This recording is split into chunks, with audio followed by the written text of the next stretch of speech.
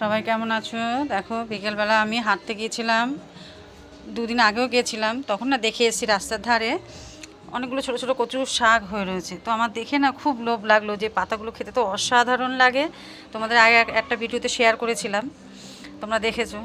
তো আজকে আবার হাঁটতে হাঁটতে গেলাম, দেখলাম হ্যাঁ শাকগুলো রয়েছে। তো কি করব, একটা বাড়ি থেকে ছুরি নিয়ে গিয়েছিলাম আর ব্যাগ, দেখো ব্যাগ ভর্তি করে এনেছি। আমি আনতে পারছি না, মানে একটা দুটো করে কাটতে কাটতে আমি পুরো পুরো ব্যাগটাই পরে, দেখো পুরো ব্যাগটা, এত বড় একটা প্লাস্টিক, পুরো ব্যাগ ভর্তি করে কচুর শাক নিয়ে চলে এসেছি।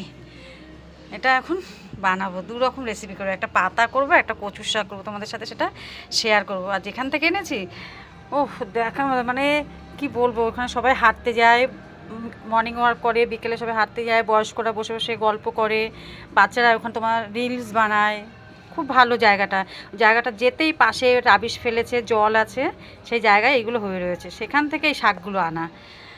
মানে দেখে কী বলবো, এত সুন্দর কচকচি হয়ে রয়েছে না, বৃষ্টিতে গাছগুলো খুব সুন্দর হয়েছে, দেখে এত লাগলো যে না, আমি আর পারলাম না, তাই তোমাদের সাথে একটু শেয়ার করলাম।